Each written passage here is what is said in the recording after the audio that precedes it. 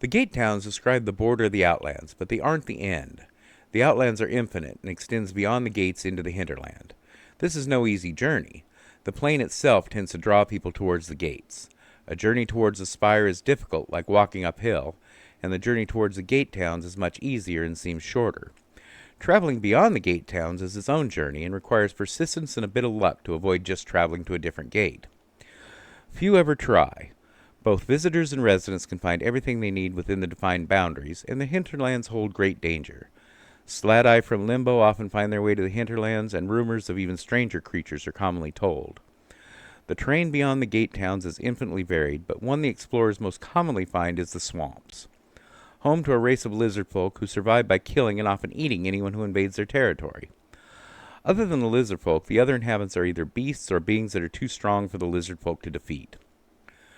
For those who do brave the journey, there can be rewards. It is said that there are gates in the hinterlands as well, leading not only to various outer planes, but to prime material planes as well, touching many spheres. One who wishes to pass through the spheres without traveling through wild space could find a route through here, but the journey would be very difficult and dangerous.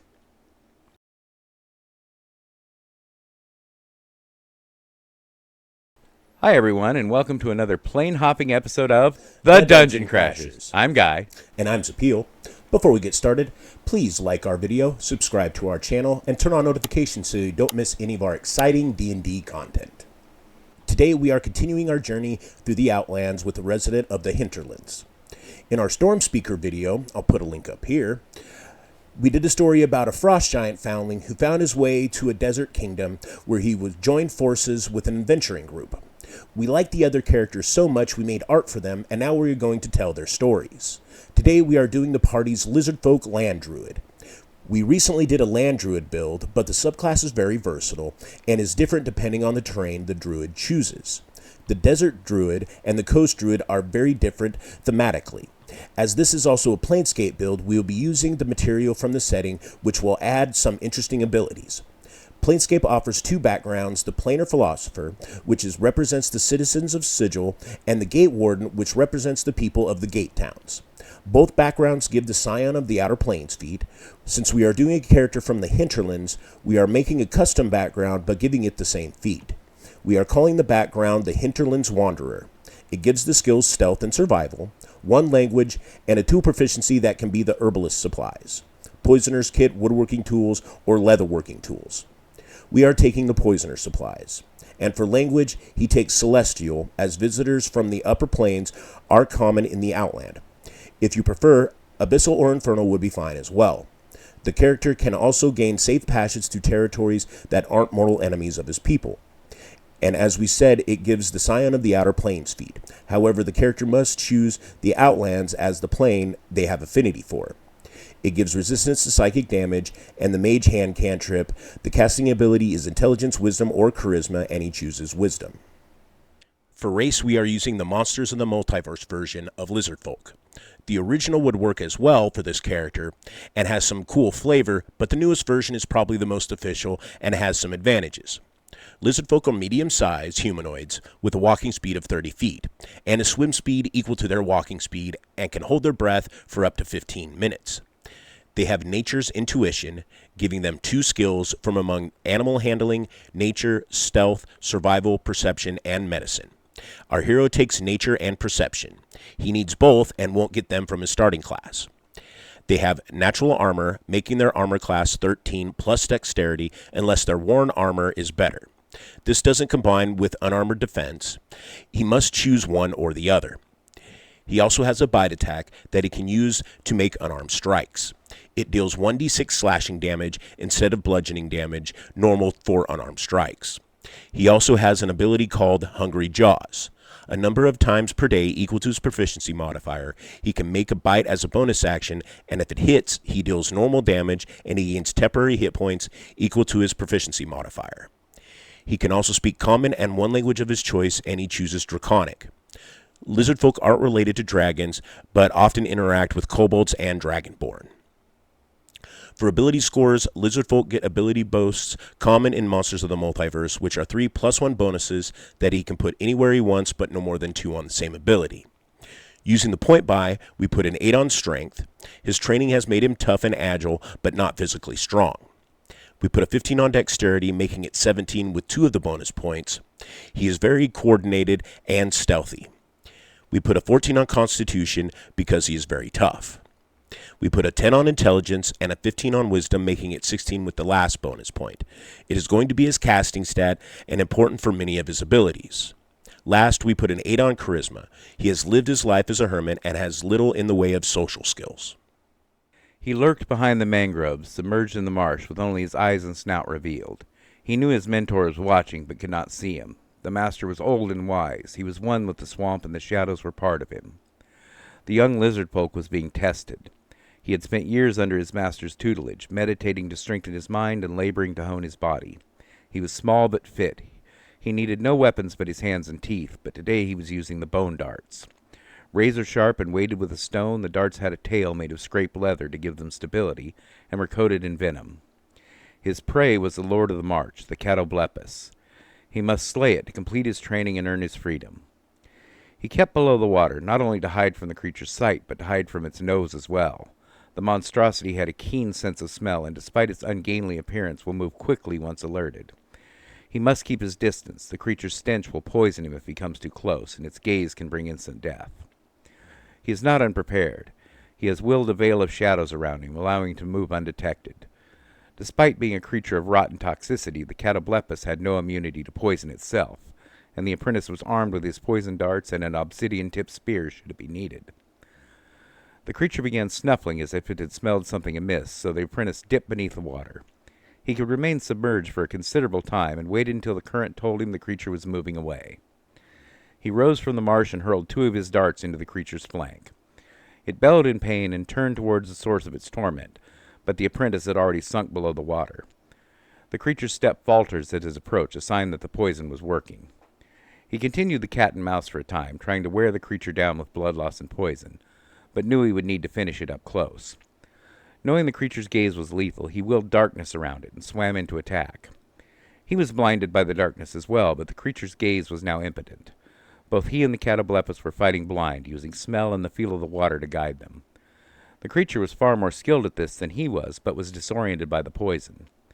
The apprentice knew he had to act quickly. He could go without breath for a time, but the exertion of battle would have him drawing breath soon, and then he would be poisoned as well. He fought with the savagery of his people and the skill of his training, mixing strikes from his elbows and knees with thrusts from the spear and his powerful bite. He was wounded repeatedly from the beast's tusks, but the creature was fading as well. The creature's blood, foul though it was, gave him the strength to survive his wounds and to finally lay the beast low. Pulling his long knife from his belt, he removed the creature's head to take home as a trophy to show the people that he was an apprentice no longer. Our hero begins play not as a druid but a monk. Life in the Hinterlands is a life of constant danger, where one can have skills that would make him a seasoned warrior in the mortal world, and still be considered an apprentice or a student here. Before he can be trained in the swamp magic, he must first master his body and prove himself fit for survival. Not all who follow the way of the druid train this way, but it's the rule in his clan. As a first-level monk, he gets 2 skills from the monk list, and he takes acrobatics and religion. He gains unarmored defense, allowing him to calculate his armor class as 10, plus his dexterity and wisdom modifiers. This makes his natural armor redundant, and he can't use a shield or wear armor and gain this benefit. He also gains martial arts.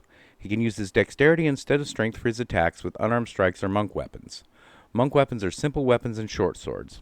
He will begin play with a dagger, a spear, and darts. His bite is an unarmed strike, so he can use his dexterity for that as well, making it dangerous despite his low strength.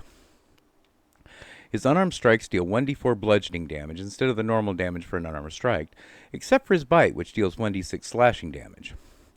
When he makes an attack with an unarmed strike or monk weapon, he can make a bonus action attack with an unarmed strike.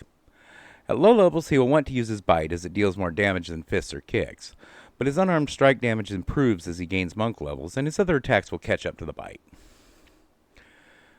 At second level, he becomes a second-level monk, gaining ki, which are points he can spend to activate monk abilities. He has a number of these equal to his monk level, and they recover on a short or long rest. Currently, he can spend these points on 3 different abilities. He can use Patient Defense and use 1 key point to dodge as a bonus action, Step of the Wind to spend 1 point to disengage or dash as a bonus action, and when he does, his jump distance is doubled. or Flurry of Blows to spend 1 point to make 2 unarmed strikes as a bonus action. As you can see, a lot of his abilities, both for a monk and his Hungry Jaws, use his bonus action, but he only has 1 bonus action per turn, so he must fight strategically. Also, key points are a limited resource, and even recovering on a short rest, he will still feel like he never has enough. He also gets unarmored movement, increasing his walking speed and swim speed to 40 feet, when not wearing armor or using a shield. At 3rd level, he becomes a 3rd level monk and takes a monastic tradition, and he chooses Way of the Shadow. He trains in the arts of stealth and subterfuge. He gains the Minor Illusion cantrip.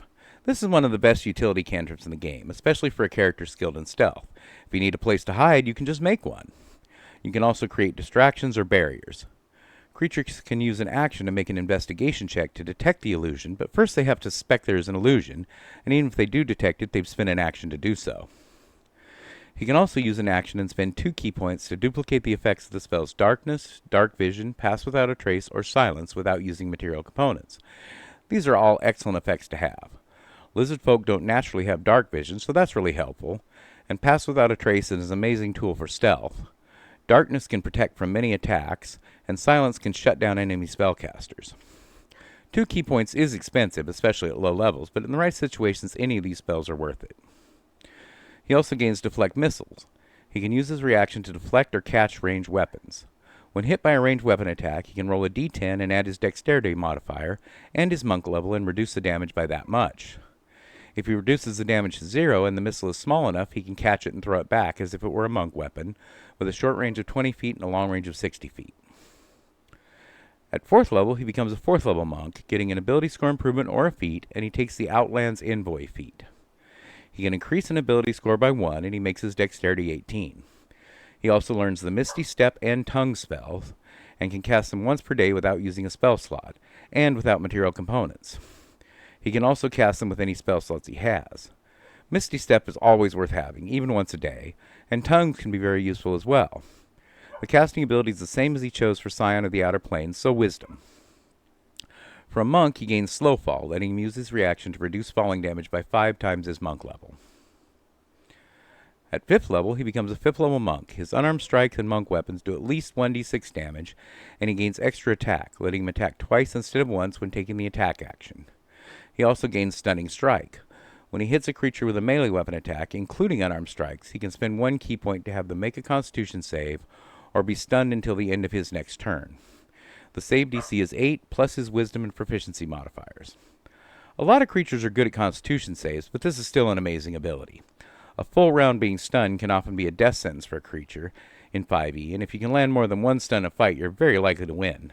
Zafiel is a monk player and has ruined a lot of encounters for me with a well-timed stunning strike. At 6th level, he becomes a 6th level monk, gaining key-empowered strikes. Now his unarmed strikes, including his bite, count as magical for overcoming damage resistance and immunity. This is a very important ability for a monk, and one of the reasons we went all the way to 6th level. The other reason is Shadow Step. He gains the ability to step from one shadow to another when in darkness or dim light. He can use a bonus action to teleport 60 feet to another area of darkness or dim light, and gain advantage on the first melee attack he makes before the end of the turn. There are no limits on how many times he can do this, so it will in some ways replace Misty Step, but the spell will still be great when he doesn't have dim light. After slaying the Catoblepis, he returns to the village of his people. He rarely visits there, living deep in the swamp with his master, but the people welcome him as a hero anyway. Most of the folk are lizard folk like himself, but there are a few others. A few Githzeri, a family of wood elves, a small clan of kobolds, and an old black dragonborn wizard who serves as the both shaman and protector of the village. Returning with the head of the swamp monster gave him status, and the people rewarded him with a feast. The maidens of the tribe hung garlands of flower around his neck, and his master presented him with a necklace made of teeth of gators and other creatures of the marsh. He said it was both a gift to honor him and a focus for his magic he was now worthy of learning. The wizard gave him a gift as well, a cloak of dark fabric that he said would protect the wearer from harm. He feasted and celebrated throughout the night, and slept in a mud hut through the heat of the day. Lizard folk are cold-blooded, but relegate their temperature better than most reptiles, and can function normally even at night or in cooler climates. Here in the marsh, there was never a problem anyway. It was always warm and humid, even at night. The next evening, his master told him to gather his things. They had a long journey to undertake in order for his magical training to begin. They traveled deep into the marsh for days, it seemed, but the distance was deceptive into Hinterlands, as was the direction. He only knew for certain that he was moving away from the spire and the gate towns further into the Hinterlands. He and his master arrived at a great willow tree growing in the middle of a marsh. The tree was immense, the largest he had ever seen. They made their camp on a hill where it was rooted. His master told him that the tree was a source of magical power and also contained a gate to the mortal world. At 7th level, he becomes a 1st level druid. His master teaches him the Druidic language, which is a secret language for druids. It can be spoken or used to leave hidden messages that other druids will notice, but others won't unless they make a DC 15 perception check. He gains Druidic spellcasting, gaining 2 1st level spell slots, and learns 2 cantrips from the druid list. For the cantrips, he takes Produce Flame for a handy light source and a ranged spell attack, and Guidance to call upon wisdom from the nature spirits.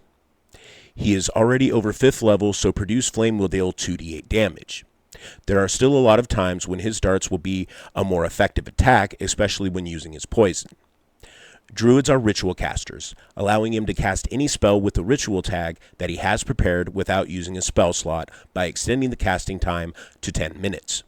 He can also use a Druidic focus in place of materia components for his Druidic spells, if the component doesn't have a gold piece value.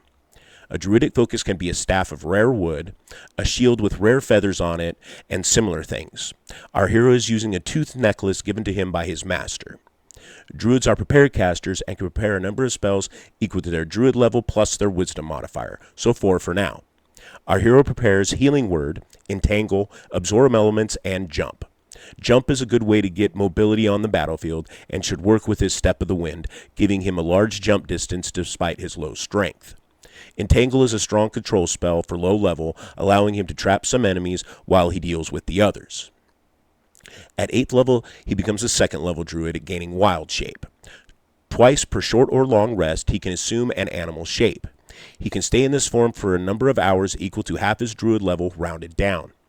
He can end it early if he wants, and it ends if the animal form is reduced to 0 hit points, at which point he returns to his normal form with the same hit points he had before assuming the wild shape. If he took more damage than needed to reduce him to 0, the excess is applied to his normal form. He can assume the form of the beast he has seen that is up to challenge rating a quarter and doesn't have a swim or fly speed. His form will get better as he gains druid levels. The druid has to have seen a creature, so we will stick to beasts that can be found in a swamp. For a combat form, Giant Lizard is strong. It has a +1 dex modifier, so we'll have a 14 AC thanks to his unarmored defense, instead of the normal 12. Giant Wolf Spider is a good scouting form that can also fight with its +3 dex modifier, and will give it an AC of 16 with unarmored defense. Giant Centipede would also be a good scouting form with its solid armor class, but its hit points are terrible. There are a number of other good challenge rating quarter creatures that would work as well. Velociraptor, Stench Cow, and Giant Poisonous Snake. The Stench Cow is interesting. It does have decent damage, but its AC is terrible. The interesting part is its ability to poison enemies that come near it. I wouldn't recommend this form often, but it could be very good in the right encounter. He also joins a Druidic Circle and chooses Circle of the Land. He learns an additional cantrip and he chooses Thorn Whip, which is a good ranged attack that pulls enemies into melee range. He also gets Natural Recovery, letting him regain spell slots on a short rest equal to half his druid level rounded up.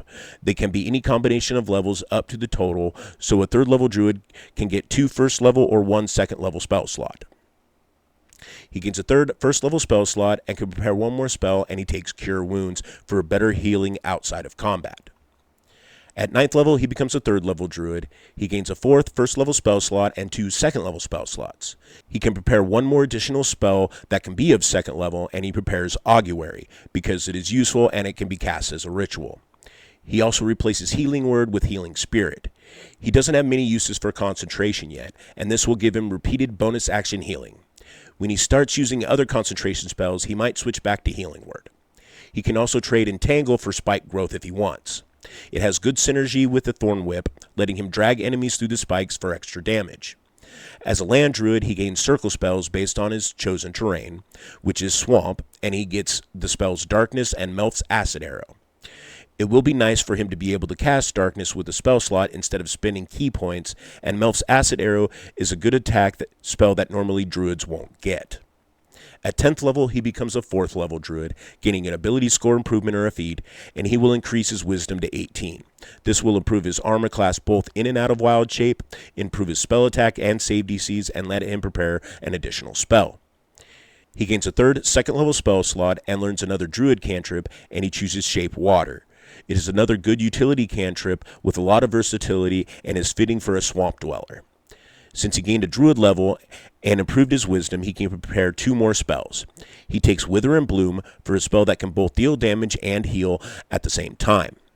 He also takes Hold Person to immobilize humanoid enemies. His wild shape improves. He can now assume forms of challenge rating half that can have a swim speed. A crocodile is a strong choice, but has no dexterity bonus. Despite that, his unarmored defense will still give it a better armor class than it normally does, 14 instead of 12. Despite being a lower challenge rating, the constrictor snake might be a better choice. It will have an armor class of 16 and blind sight. Its grapple could also combine with stunning strike. Also, our hero has extra attack, so it can make 2 bite attacks. In water, he can also become a reef shark, but it depends on how your DM thinks sharks should do in freshwater unless you are in the ocean. I've never known a DM to be strict to realism, but you never know. At 11th level, he becomes a 5th level druid. He gains 2 3rd level spell slots and can prepare 3rd level spells. From land druid, he gets Water Walk and Stinking Cloud. Stinking Cloud is a very good spell to disable enemies. Water Walk is less useful to him because he has a swim speed, but there are still times when it is good, especially since he can target up to 10 creatures, helping allies that might not be comfortable in water. He can also prepare another spell, and he chooses Tidal Wave. It deals decent area of effect damage and can knock enemies prone. His cantrips also improve at this level, gaining an additional dice of damage. At 12th level, he becomes a 6th level druid. From Circle of the Land, he gets Land Stride. He can move through non-magical difficult terrain without spending extra movement, and he can move through non-magical plants without taking damage from thorns, spines, and other similar things. He has advantage on saves against magical plants that impede his movement, such as from the Entangled spell. He gains a 3rd level spell slot and can prepare 1 more spell, and he takes Aura of Vitality. This is a strict upgrade from Healing Spirit. However, it does require a 3rd level spell slot, so he will stop preparing Healing Spirit and start preparing Healing Word again for a quick way to get an ally back into the fight. He trains with the Master in the deep Hinterlands for several years, perfecting his skills. At times they would use the portal in the Willow to travel to various mortal planes. He studied in the great swamp of the plain of Orth, the compost dens of the Golgari in Ravnica, and the Blackwood jungle on Eberron. In time his master told him that he had trained enough and is ready to take his place as a shaman of the people, or to explore the plains on his own if he wished. He thought for a time and felt he wanted adventure. Not knowing where he should go, he stepped blindly through the gate. He arrived on the shore of a bay. Around him was a lush forest, but in the distance he saw nothing but blue sky and an expanse of sand. He had never seen a desert before, but he knew what it was from his training, and knew he was ill-prepared to travel there.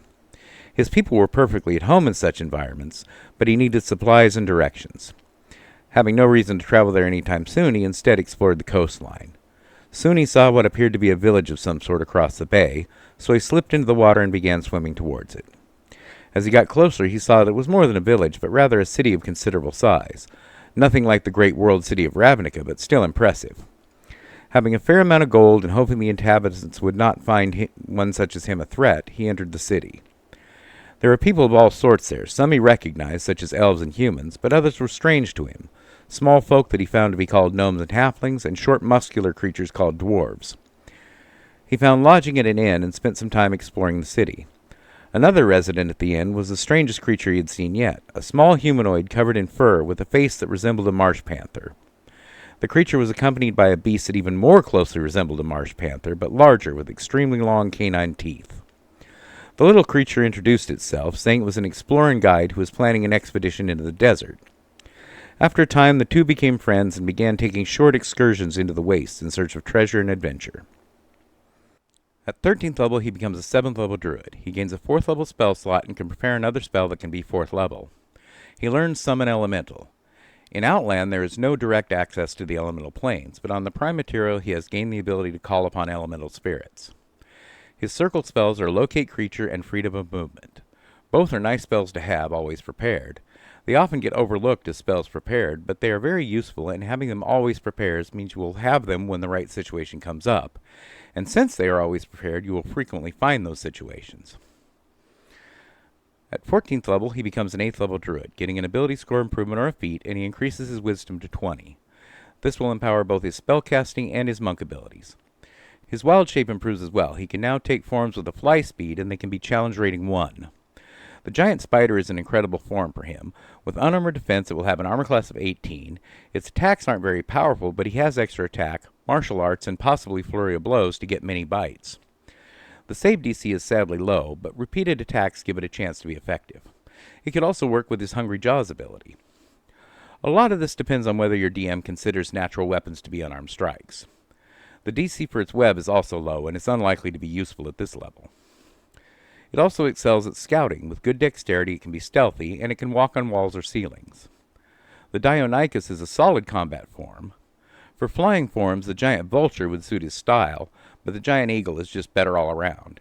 Its higher dexterity means it benefits more from unarmored defense. At challenge rating half, the giant wasp is an interesting choice as well. He gets a second 4th level spell slot and can prepare another spell of up to 4th level, and he takes Blight for a strong area of effect attack. Since he increased his wisdom, he can prepare another spell as well. Take whatever suits your campaign. He will be getting 5th level spells next level and will want a few of those. At 15th level, he becomes a 9th level Druid, gaining a 3rd 4th level spell slot and a 5th level spell slot, and can prepare a spell of up to 5th level. He prepares Commune with Nature. It's an excellent divination and a ritual. It's worth casting as a ritual every short rest. He trades whatever extra spell you took last level for Maelstrom. It's good both for battlefield control and dealing damage. He should also trade one of his lower level healing spells for Mass Cure Wounds. His circle spells are Insect Plague and Scrying. Both are already on the Druid list, but are spells you would want to prepare anyway, so it's nice getting them for free. At 16th level, he becomes a 10th level Druid, getting Nature's Ward.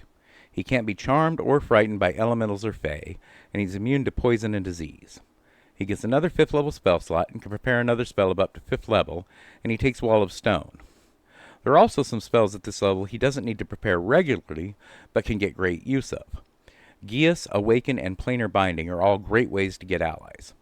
Planar Binding can be tricky for a Druid since Magic Circle isn't on the Druid list, but Conjure Elemental has a duration of an hour, which is just long enough to cast Planar Binding. Planar Binding is expensive, even for high-level characters to do regularly, but when you cast it in a higher level slot, it gets a lot more cost-effective. He also learns another cantrip and takes Mold Earth. It's another good utility cantrip, and with some prep time can even be used to set up a perimeter of difficult terrain. It's tempting to take Primal Savagery just for the style, but I can't really think of a situation where it would be better than just attacking.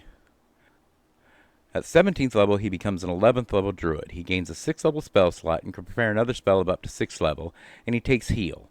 It's just necessary to have unless the party has another character that can cast it. His Tabaxi friend came to him in a small house they shared when not adventuring in the desert. With him was a woman who at first look appeared to be human, or perhaps half-elven, but her glaring red eyes made him think otherwise. It turned out she was a sorceress who is descended from the nobly freed. After making introductions, his friend told him that the sorceress was seeking both a guide and companions for a quest she had been tasked with. A city on the western edge of the desert had been repeatedly attacked by a dragon who comes and steals livestock, slaves, and even citizens.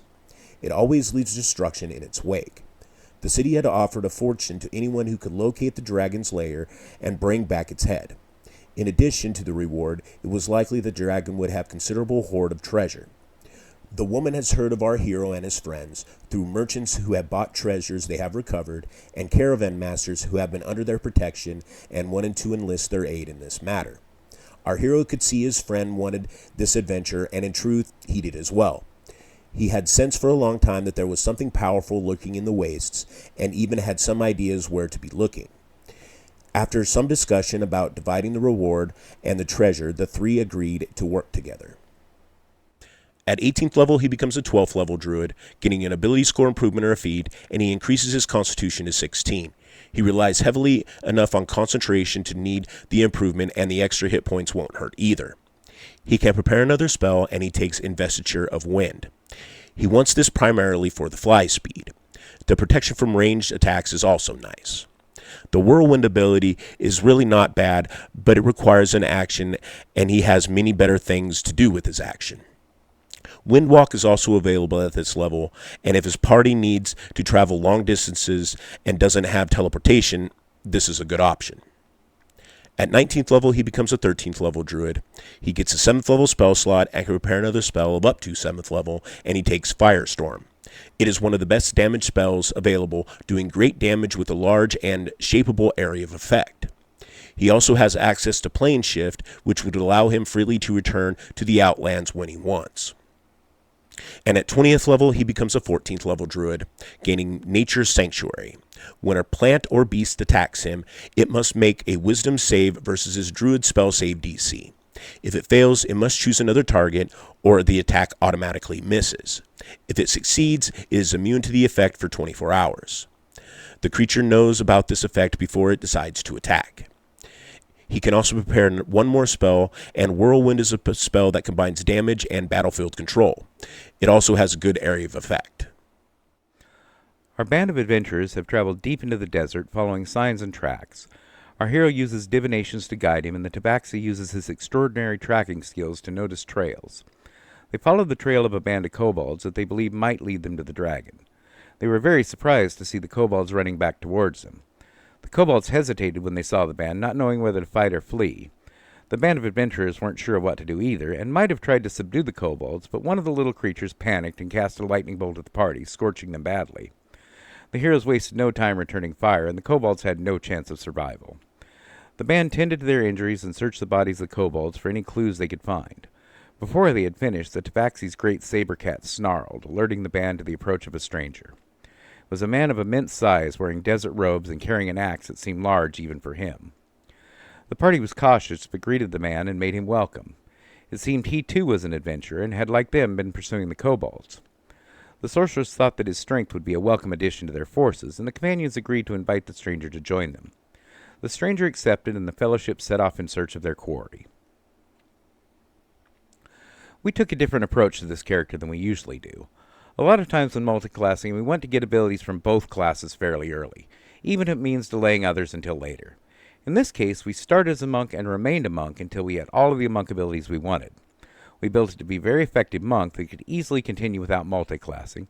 Then we switched to druid and used the spells and abilities that we got to build onto what was already had as a monk. This is a good system in a few situations. The first is if the party is starting at higher level, in which case the order you take the levels in doesn't matter as much, and you can just go Monk 6 and Druid X. It's also good if you're starting at first level, but the campaign is intended to go to high level. This way you don't delay getting important monk abilities like extra attack, stunning strike, and key empowered strikes.